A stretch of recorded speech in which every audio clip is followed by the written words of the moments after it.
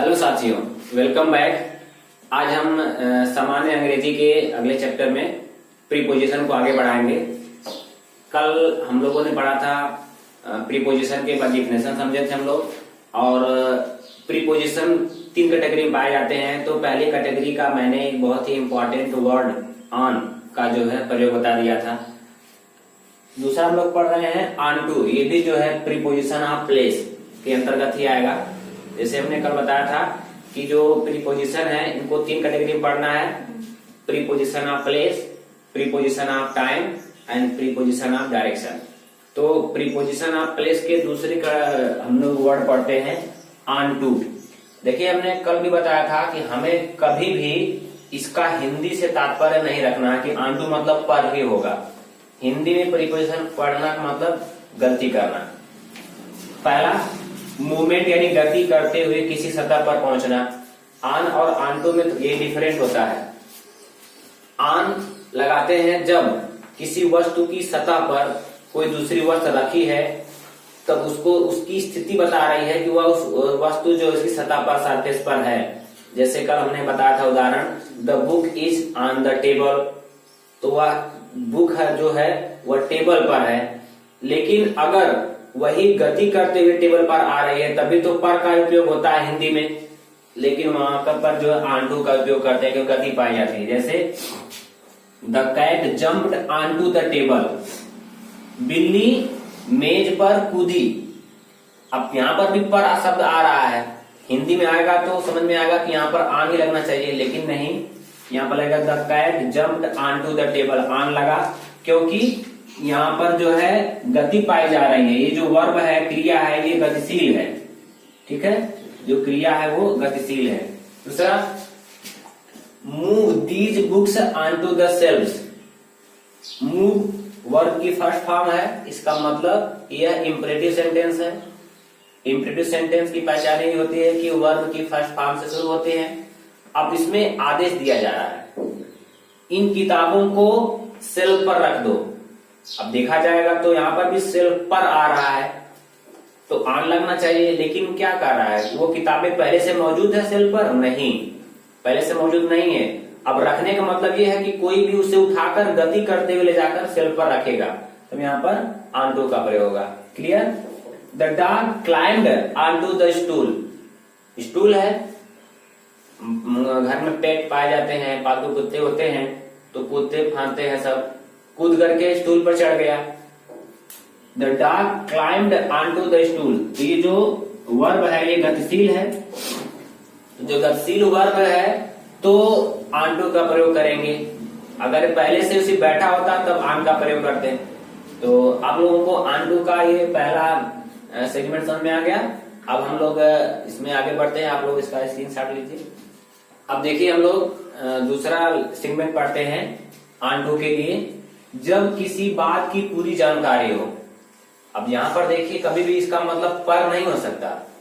हिंदी पढ़ेंगे तो बिल्कुल गलती होगी। They knew I was on to their plan. On to मतलब पूरी तरह से जानकारी।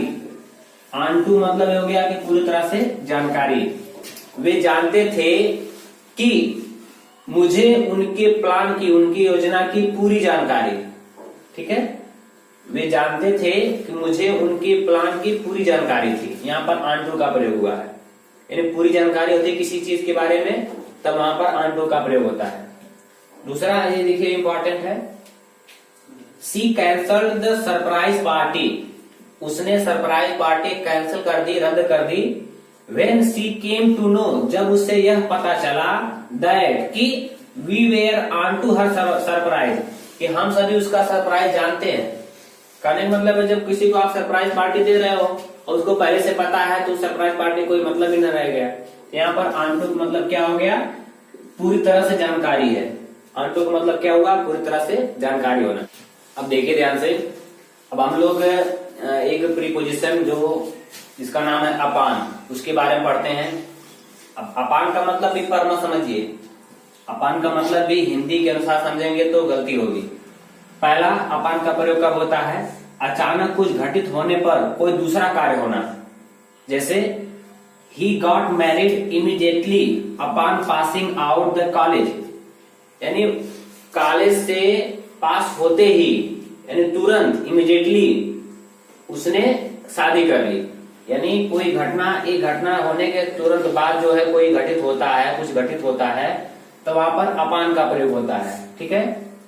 दूसरा, अपान डिक्लेरेशन ऑफ हिज रिजल्ट, यानी उसके परिणाम यानी परीक्षा के परिणाम घोषित होते he rushed towards his father, वह अपने पिता की तरफ दौड़ा।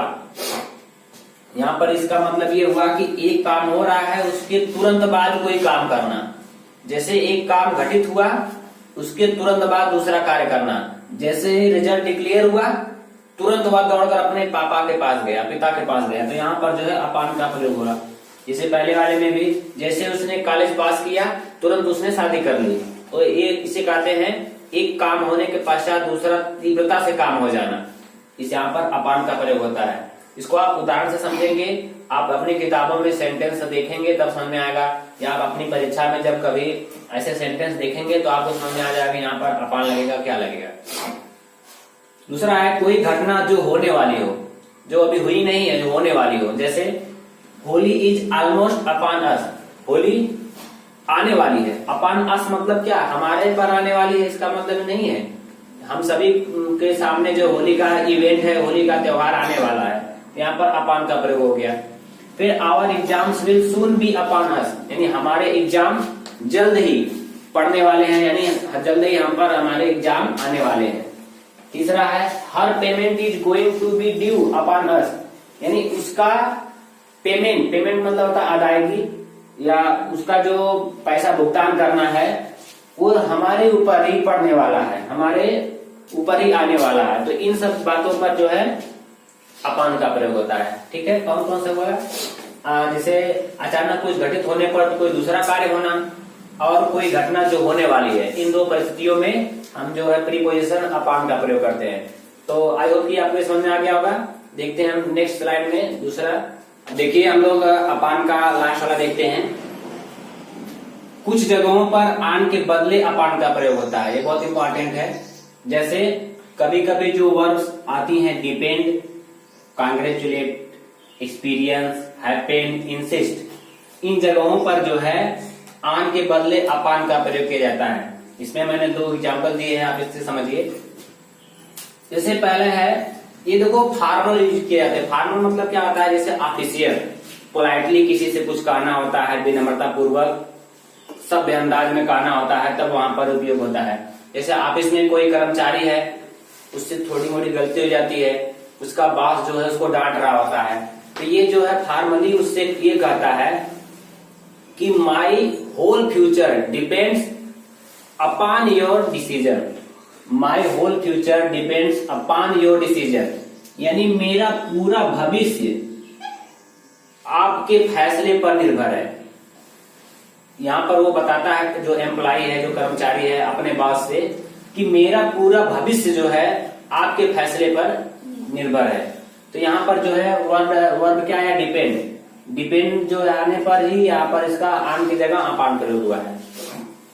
दूसरा है दे कांग्रेचुलेटेड हिम अपॉन हिज सक्सेस, उन्होंने उसे बधाई दी, किसके लिए, उसकी सफलता पर, यानी उन्होंने उसकी सफलता पर उसे बधाई दी। यहाँ पर आएगा हिंदी में, लेकिन इसका मतलब ये नहीं है कि उसकी जगह हम आन लगा दें, तो यहाँ पर अपान का प्रयोग होगा। तो आई होप कि आप सभी लोग जो है आन टू और अपान, ये दो प्रीपोजिशन को अच्छी तरह से समझ गए होंगे। अगर कहीं पर भी प्रॉब्लम होती है, थोड़ा मुश्किल होती है, तो वीडियो को पास करके उसको समझिए, एक दो बार देखिए वीडियो को, समझ में आ जाएगा। और फिर भी अगर नहीं समझ में आता है तो कमेंट में हमें अपनी राय दीजिए, जिससे हम और इसमें सुधार कर सके। आई होप कि आपको वीडियो पसंद आया होगा। तो मिलते हैं प्रीपोजिशन के नेक्स्ट वीडियो में, तब तक के लिए देखते रहिए हमारा यूट्यूब चैनल जिसका नाम है GS by DS।